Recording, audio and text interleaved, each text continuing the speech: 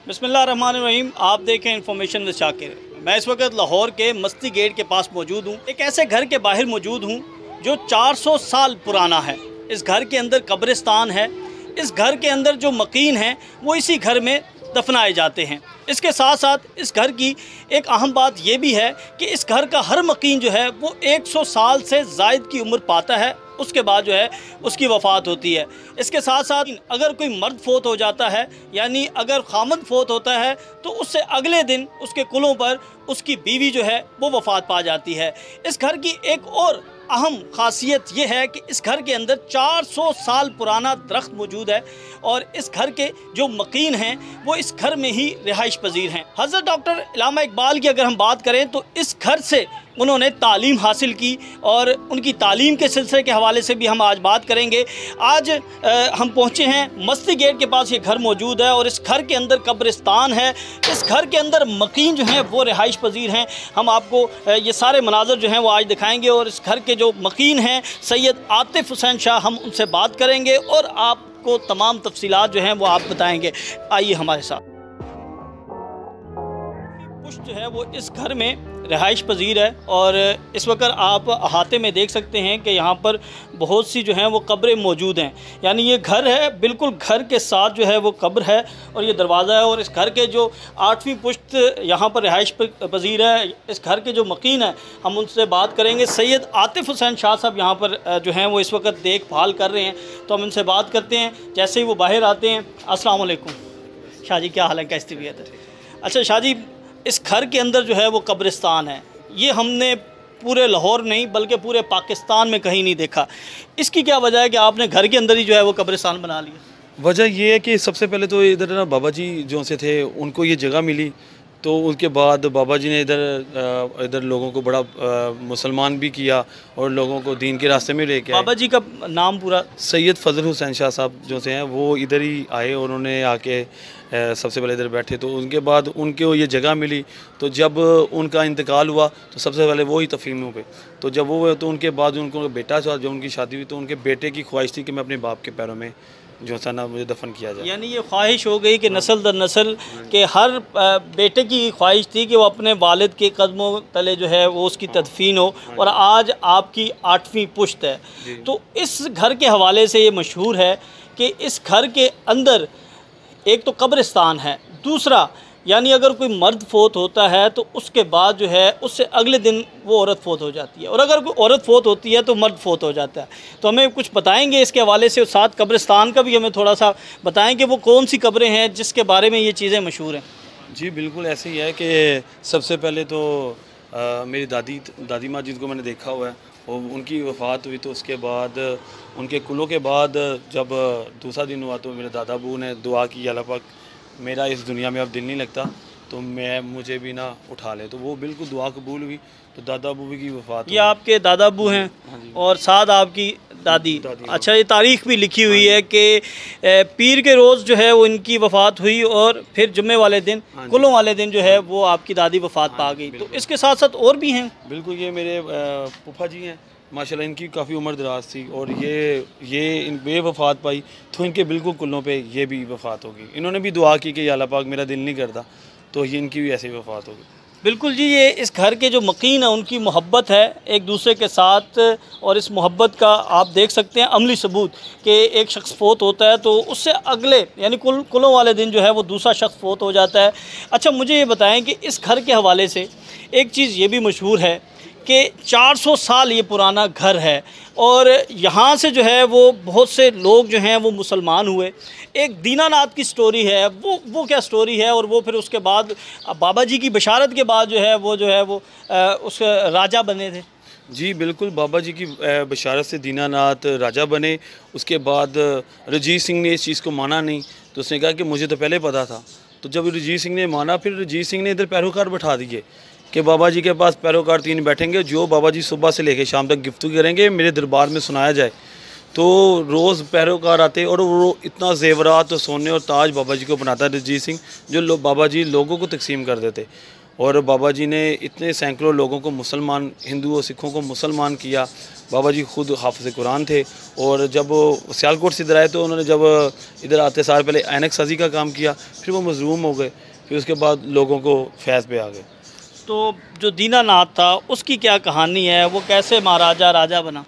और दीनानाथ था, उसकी जो वाइफ थी वो बाबा जी की कर्म नवाजियाँ देखी हुई थी उसने, तो वो उसने एक दफ़ा दीनानाथ को इधर जोरी लेके आई। दीनानाथ भी आना शुरू हो गया बाबा जी के पास। तो एक दफ़ा बाबा जी ने उठा के मुड़ा तो दीनानाथ के सर पे रख दिया कि जाओ तुम एक दिन राजा लगोगे। तो ये मुड़ा सीधा तुमने घर तक पहुंचाना है, अपने पहन के उतारना नहीं इसको। तो उसने बिल्कुल नहीं उतारा, और ऐसे जब वो अपने घर गया तो रास्ते में लोगों ने उसका काफ़ी हंसी मजाक भी उड़ाया, लेकिन उसने नहीं परवाह की। उसने बाबा जी की अमल पे रखा कि ये बिल्कुल बाबा जी ने सही कहा। तो जब वो गए तो 3 दिन बाद वो गिरफ़्तार भी हो गया। जब वो गिरफ़्तार हुआ तो रजीत सिंह ने, बाबा जी की बशारत के बाद गिरफ्तार हो गया? बाबा जी की बशारत के बाद गिरफ़्तार हो गया, और करप्शन के केस में। अच्छा, करप्शन का इल्ज़ाम लगा। हाँ जी, रजीत सिंह ने इसको करप्शन के निज़ाम में गिरफ़्तार कर लिया।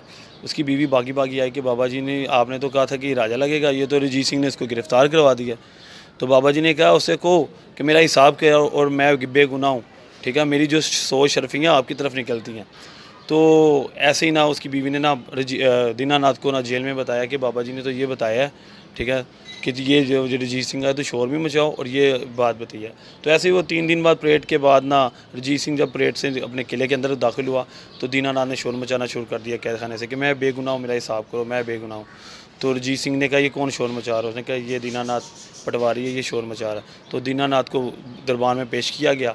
जब पेश किया गया तो दीनानाथ को सवाल किया कि तुम इतना शोर क्यों मचा रहे हो? मैंने कहा मैं बेगुनाह हूँ, मेरा हिसाब करो, मैं तो बेगुनाह हूँ। उन्होंने कहा अभी तुम्हारा हिसाब कर दो। जब हिसाब किया वाकई 100 शर्फियाँ रजीत सिंह के पास निकलती थी। तो वो उसको उन्होंने उसी टाइम ऑन द स्पॉट उसको कश्मीर का राजा लगा दिया। जब राजा लगा दिया तो दीनानाथ ने बताया कि मुझे बाबा जी ने बिल्कुल मुझे बताया था कि तुम कश्मीर के राजा लगोगे। तो वो बड़ा हैरान हुआ कि ऐसा कौन सा बंदा है। उन्होंने कहा ये मस्ती गेट में बाहर एक किले के बिल्कुल बाहर बंदा बैठा हुआ है, उसने मुझे बाबा फजल शाह साहब, तो इसने मुझे बताया था। तो उसने कहा अच्छा, वो खुद रजीत सिंह इधर आता रहा, और भी बाबा जी का मुरीद हो गया। बिल्कुल, वो हाथियों घोड़ों से प्लेटों से बाबा जी के पास आता, सोने जेवरात चढ़ाता, ताज बनाता, लेकिन बाबा जी इसको तकसीम ना करते। बाबा जी आगे लोगों को सोना जेवरात तकसीम कर देते थे। अच्छा शाह जी, बताइएगा कि ये इस घर में एक बेरी का दरख्त है, ये बहुत कदीम मुझे मालूम हो रहा है, तो इसकी उम्र क्या है और इसकी क्या कहानी है? और ये भी कहा जाता है कि यहाँ पर कुछ आसेब वगैरह जो है वो दिखाई देते हैं। बिल्कुल, आसेब तो दिखाई देते हैं, और ये जो सा बेरी का दरख्त है ये इस टाइम अपने वजूद इसकी जड़ें वगैरह नहीं है, लेकिन अभी भी कायम है। और जो ये बेरी का दरख्त है ये बाबा जी खुद अपने हाथ से लगाया था। यानी इसकी भी तारीख 400 साल पुरानी है। बिल्कुल, बहुत पुरानी है, और अभी भी यह फल देता है, और इसकी अपनी डायरेक्शन भी चेंज कर लेता है। काफ़ी लाहौर में आपको पता है आंधी तूफान आए, लेकिन इस आज तक नहीं टूटा, लेकिन ये डायरेक्शन चेंज कर लेता है, फिर उसके बाद ठीक हो जाता है। माशाल्लाह। हाँ। एक और इस घर से हमने कहानी सुनी, कहानी तो नहीं है, हकीकत है। वो ये है कि डॉक्टर अल्लामा मोहम्मद इकबाल जो हैं वो इस घर में आया करते थे। यहाँ पर वो तदरीस के लिए जो है यहाँ पर इल्म हासिल करने के लिए आते थे। उससे मुतालिक थोड़ा सा बता दें। बिल्कुल, प्रोफेसर सैयद हाफ़िज़ उमर दराज साहब हैं जो से GC कॉलेज के फ़ारसी के टीचर थे। वो अल्लामा इकबाल साहब उनके स्टूडेंट थे। तो उधर इस घर में आके अल्लामा इकबाल साहब उनसे फ़ारसी भी सीखते थे, और शेर व शायरी भी उन्होंने बड़ी सीखी इनसे, और इस घर में उनका काफ़ी अच्छा उठना बैठना भी था। इस घर के अहाते में ये कितनी जगह है, कितने लोग यहाँ पर रिहाइश पजीर हैं, कितनी यहाँ पर कब्रें मुबारकें हैं, ये थोड़ा सा बता देना जी। बिल्कुल, ये इस घर में इस टाइम माशाल्लाह सारे उम्र दराज हैं। इस टाइम इसलिए वसी नहीं हुआ ये कब्रिस्तान, क्योंकि हमारे जितनी भी इधर बाबा जी की पुश्त चल रही है सारी इधर ही दफन है। और उसके बाद ये है कि 15 कब्रें हैं इधर, और उसके बाद इसका जो खाता है इधर से लेके एक मोरिया पुल तक बाबा जी को जगह गिफ्ट दी थी रजीत सिंह ने। और इसकी जो घर की तस्वीरें हैं अजायब घर में और किले के म्यूज़ियम में, और उसके बाद अनारकली के मकबरे में भी हैं, और बाकी बाबा जी ने सैर कर दी और 3 कनाल अपने पास रखी। एक मोरिया पुल तक जो वो उनकी पुश्तों में तकसीम हुई या फिर फ़रोख्त कर दी गई? वो पुश्तों में नहीं हुई, बाबा जी ने इतनी जगह अपने पास रखी, बाकी उन्होंने गवर्नमेंट के आगे बेच दी 32 रुपये की उस टाइम। 32 रुपए की जी। जो है वो हुकूमत वक्त को दे दी हाँ थी। जी, बिल्कुल। अच्छा, मुझे ये बताएं कि इस घर के बारे में एक चीज़ और मशहूर है कि यहाँ पर जो लोग यहाँ के मकीन हैं उनकी उम्रें कम अज़ कम जो है वो कम अज़ कम 100 साल होती हैं। तो इससे मुतल्लिक बता दें कि ये क्या कोई मुआवजा है या क्या वजह क्या है? सर ये तो माशाल्लाह मैंने आपको आंखों से देखा है, क्योंकि हमारे जो दादा अबू हैं इन्होंने अपने पोतरों के बच्चे देखे हैं। और ऐसे मेरे हमारे आगे जितने भी रिश्तेदार हैं, ये माशाल्लाह जो तकसीम है, इन्होंने अपने जैसे आजकल को तो देखा है कि औलाद जवान होती है, बेटे की शक्ल नसीब नहीं होती बेटे की, तो इन्होंने तो अपने बेटों की शक्लें देखी हैं माशाल्लाह। इन्होंने इनकी सब की उम्रें दराज हैं और 100 साल से सबकी अबब हैं और माशाल्लाह सारी इधर ही खामोशा में दफन है। एक तारीख़ी जगह है ये, 400 साल पुरानी जगह है। हुकूमत वक्त को कुछ कहना चाहेंगे कि इसको महफूज करने के लिए या इसको और ज़्यादा वसी करने के लिए जो है कोई इक़दाम किए जाए? सबसे बड़ी बात है कि ये जो जगह है इस टाइम मतलब कि लीगल है, और हमने अपने जो हमारे जो बड़े हैं उन्होंने सोचा कि थोड़ा सा ये, क्योंकि नहीं जितना भी हाथा ही हमने सब कब्रिस्तान बनाना है, और हमारी भी ख्वाहिश है कि जब हमारा इंतकाल हो तो हम अपने वालिद साहब के पैरों में जाएं, और आगे से अगर हमारी बच्चों की भी ख्वाहिश होगी कि हम उनके वालिद साहब के पास जाएं, हम बिल्कुल उनके नक्शे कदम पे चल रहे हैं। तो हादसे वगैरह यहाँ पे होते हैं, डर नहीं लगता आपको? आपने कहा 1-2 दफ़ा देखे गए हैं। बिल्कुल आपने भी देखे? जी, कब्रिस्तान है, आपको पता है, ठीक है, तो कब्रिस्तान है, इधर मोकल भी हो सकते हैं। जिन्नात को तो बहुत दफ़ा देखा गया, लेकिन आज तक जिन्नात ने कभी किसी को कुछ नहीं कहा। लेकिन यह है कि जिसने देखा है उसको फ़ीवर वगैरह ज़रूर चला है और वो बीमार भी हुआ, लेकिन अल्लाह का शुक्र है वो सेहतियाब भी हो गया। लेकिन इधर जिन्नात, हमारे दादा बू ने कहा कि इधर झूले लेते थे, पींगे लेते थे और देखे गए हैं, उतरते बैठते देखे गए हैं, लेकिन आज तक कभी किसी को तंग नहीं। इस घर के बारे में एक और चीज़ जो मशहूर है कि इस घर के दरवाजे जो हैं वो बहुत ज़्यादा हैं। कितने दरवाजे हैं और लाहौर के क्या ये सबसे ज़्यादा दरवाजे हैं? बिल्कुल, इस घर के माशाल्लाह ये तकिया फ़ज़ल शाह इस घर का नाम था, और कटरी फ़ज़ल शाह का नाम इसको पड़ा है। इस घर के 13 से ज़्यादा दरवाज़े थे जो आपने देखा कि, क्योंकि इस घर में सिर्फ ये एक ही घर मौजूद है बाबा जी का, तो इतने घर वसी थे, कमरे दरवाज़े वसी थे, तो लेकिन हमने एक ही इसको ओपन किया, लेकिन बाकी सब बंद कर दिए। जी बिल्कुल, हमारे साथ सैयद आतिफ़ हुसैन शाह साहब मौजूद थे और इस घर की तारीख़ के हवाले से बता रहे थे। 400 साल पुराना ये घर है, यहाँ पर जो है एक कब्रिस्तान भी मौजूद है, साथ जो है रिहाइश भी इसी घर में है। इस घर को 13 दरवाज़े लगते हैं। अल्लामा डॉक्टर इकबाल जो हैं वो यहाँ पर तालीम हासिल करते रहे। इसके साथ बहुत सी तारीख़ है जो आज हमें यहाँ पर मालूम हुई है, और हम उम्मीद करते हैं कि आप भी इस तारीख़ से मुस्तफ़ीद हुए होंगे।